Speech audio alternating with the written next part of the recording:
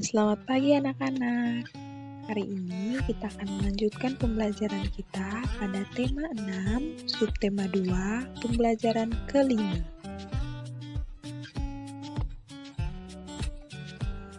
Masih bersama dengan Ibu Fiona Ai. Bagaimana kabar anak-anak hari ini?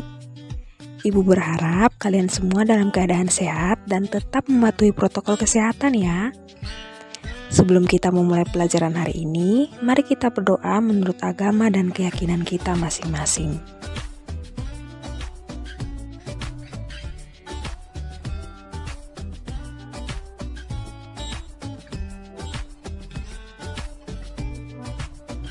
Muatan pembelajaran yang akan kita pelajari hari ini adalah Bahasa Indonesia, IPA, dan Seni Budaya dan Prakarya.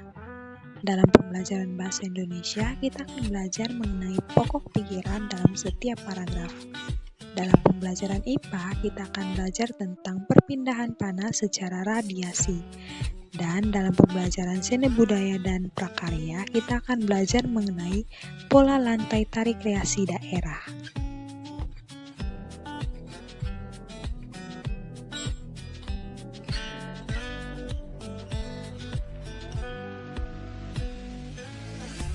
Anak-anak, pernahkah kalian berkemah? Pada saat berkemah, biasanya terdapat api unggun. Ketika berada di dekat api unggun, kita akan merasakan panas yang berasal dari api unggun tersebut.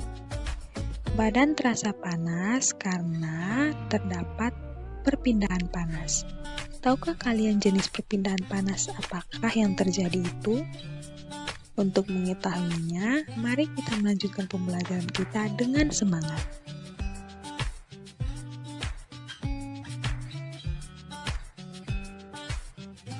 Sekarang kita akan masuk dalam muatan pembelajaran Bahasa Indonesia mengenai pokok pikiran dalam setiap paragraf.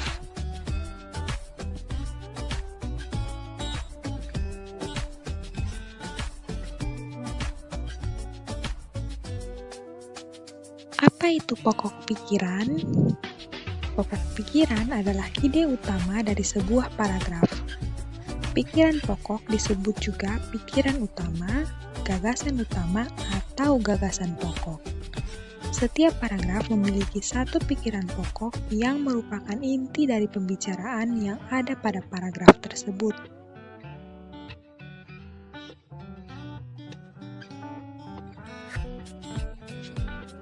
Terdapat 5 langkah untuk menemukan ide pokok. Yang pertama, baca seluruh paragraf dengan cermat. Yang kedua, cermati kalimat pertama hingga akhir. Ketiga, baca kalimat demi kalimat sampai kamu menemukan ide pokok paragraf. Dalam suatu paragraf, ide pokok biasanya terletak di awal, akhir, atau awal dan akhir paragraf. Yang keempat, tandai ide pokok tiap paragraf. Dan yang terakhir, yang kelima, tandai info penting dalam setiap paragraf. Jadi, anak-anak perlu menemukan hal-hal penting dalam setiap paragraf agar pokok pikiran lebih mudah ditentukan.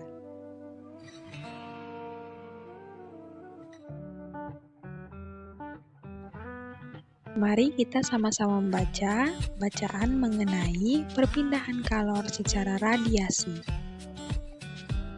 Bagaimana panas matahari dapat sampai ke bumi? Kalor dari panas matahari tidak dapat berpindah secara konduksi karena udara yang terdapat dalam atmosfer termasuk konduktor yang paling buruk. Kalor dari matahari pun tidak dapat menghantar secara konveksi karena antara matahari dan bumi terdapat ruang hampa yang tidak menghantarkan kalor. Jadi, kalor dari matahari merambat ke bumi tanpa melalui zat perantara. Proses perpindahan kalor yang tidak memerlukan zat perantara dinamakan radiasi.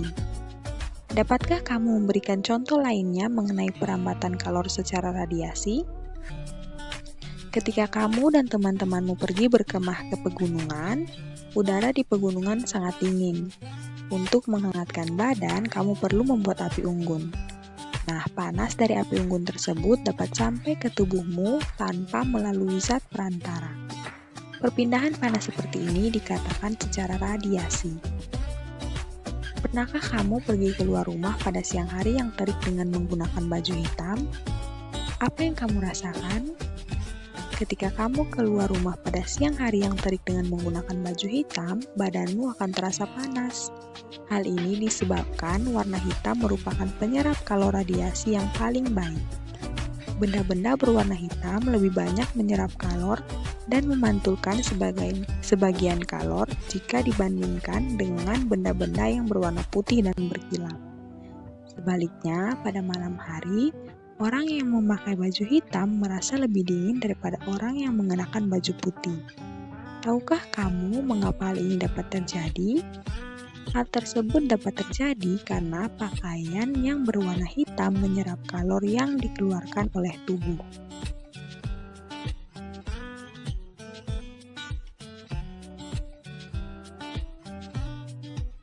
Nah, sekarang anak-anak buat daftar hal-hal penting yang kamu temui pada setiap paragraf di dalam bacaan tersebut.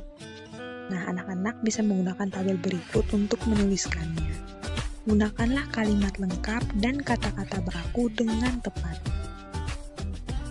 Lalu, buatlah sebuah diagram yang menjelaskan isi bacaan di setiap paragraf seperti yang telah dicontohkan pada pembelajaran kedua. Tentukanlah pokok pikiran dari setiap paragraf dalam bacaan. Dan juga buatlah garis dari judul bacaan yang mewakili pokok pikiran dari bacaan ke arah pokok pikiran dari masing-masing paragraf.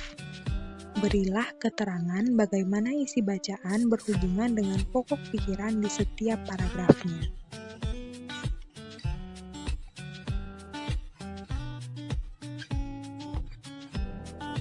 Kita akan melanjutkan pada muatan pembelajaran ilmu pengetahuan alam, di mana kita akan belajar mengenai perpindahan panas secara radiasi.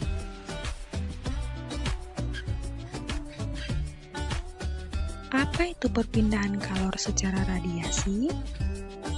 Sesuai dengan teks bacaan berjudul Perpindahan Kalor Secara Radiasi, maka perpindahan kalor secara radiasi merupakan perpindahan panas atau proses perpindahan kalor yang tidak memerlukan zat perantara.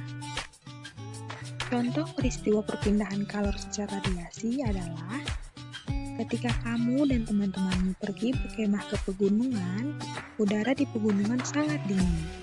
Untuk menghangatkan badan, kamu perlu membuat api unggun. Panas dari api unggun tersebut dapat sampai ke tubuhmu tanpa melalui zat perantara. Ketika kamu keluar rumah pada siang hari yang terik dengan menggunakan baju hitam, badanmu akan tetap terasa panas. Hal ini disebabkan karena warna hitam merupakan penyerap kalor radiasi yang paling baik.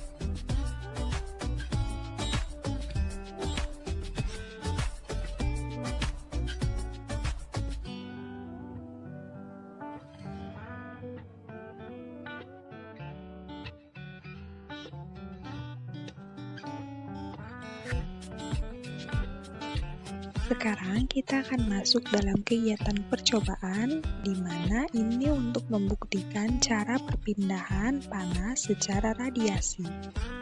Nah, alat dan bahannya itu satu batang lilin, korek api, dan juga penggaris.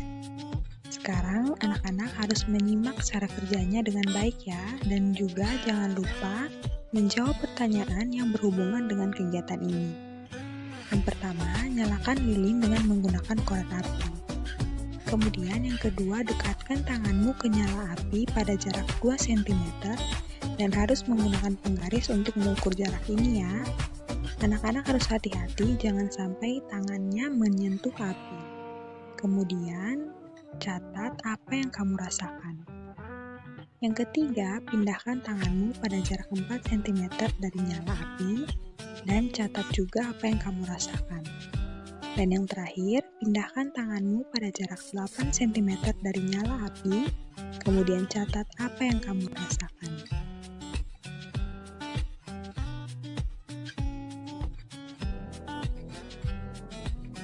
Anak-anak, sekarang kita akan melanjutkan pembelajaran seni budaya dan prakarya mengenai pola lantai tari kreasi daerah.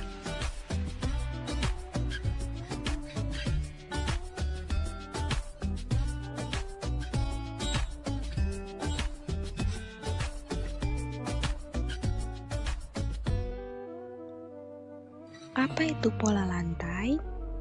Pola lantai merupakan garis yang dilalui penari pada saat melakukan gerak tari. Pola lantai ini dilakukan baik oleh penari tunggal, berpasangan, atau penari kelompok. Terdapat dua jenis pola lantai, yaitu pola lantai garis lurus dan pola lantai garis lengkung. Pola garis lurus terdiri atas pola lantai horizontal, vertikal, dan diagonal. Pengembangan pola lantai lurus dapat berupa pola lantai zigzag, segitiga, segi 4, dan segi 5 yang memberikan kesan sederhana tetapi kuat. Pola lantai garis lengkung. Pola ini dikembangkan menjadi berbagai pola lantai. Pola lantai ini antara lain berupa lingkaran, angka 8, garis lengkung ke depan, dan garis lengkung ke belakang yang memberikan kesan lembut tetapi lemah.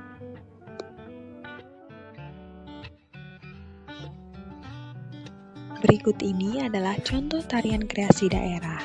Yang pertama, tari saman dari daerah Aceh dengan pola lantai garis horizontal.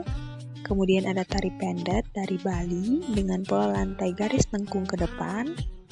Kemudian juga ada tari sekapur sirih dari daerah Bengkulu dengan pola lantai garis lengkung ke depan.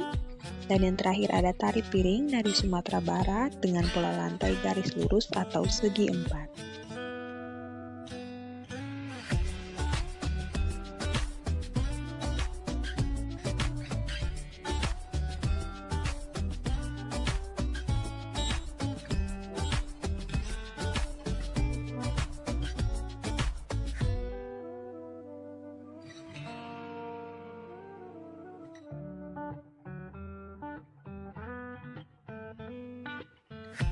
Masih ingatkah kamu dengan beberapa macam pola lantai yang digunakan penari pada beberapa tarian daerah? Pelajari kembali contoh pola lantai tersebut dan cobalah untuk membedakan pola lantai tersebut berdasarkan jenis tari tunggal atau berkelompok dan ukuran tarian. Apakah ditarikan dalam kelompok kecil atau kolosal yang melibatkan lebih banyak orang? Kemudian lakukanlah kegiatan berikut ini bersama dengan temanmu yang terdiri dari 3-4 orang. Langkah-langkahnya adalah sebagai berikut. Yang pertama, pilihlah sebuah tarian yang paling kamu ketahui. Kemudian, pelajari pola lantai tersebut dan apakah memang semua pola lantai yang kamu ketahui ada pada tarian tersebut. Ketiga, perhatikanlah kembali gerakan-gerakan tarian pada pola lantai tertentu. Kemudian ubahlah pola lantai pada beberapa gerakan tarian dengan pola lantai yang mungkin belum ada sebelumnya. Kamu juga dapat mengubah urutan pada pola lantai tersebut. Kemudian cobalah pola lantai yang telah kamu ubah pada tarian tersebut dan perhatikan apakah pola lantai tersebut sesuai dengan apa yang kamu inginkan atau sesuai dengan apa rencana awalmu. Jika pola lantai tersebut kamu anggap tidak cukup untuk tarian tersebut, kamu dapat melakukan perubahan kembali. Dan demikian seterusnya sehingga kamu dapat mencoba semua pola lantai yang kamu modifikasi dari tarian tersebut. Kemudian yang terakhir, tunjukkan pola lantai yang telah kamu kembangkan pada tarian yang telah kamu pilih kepada teman-temanmu. Sekian pembelajaran hari ini, semoga dapat bermanfaat untuk kalian semua ya. Tetap jaga kesehatan dan tetap semangat. Terima kasih.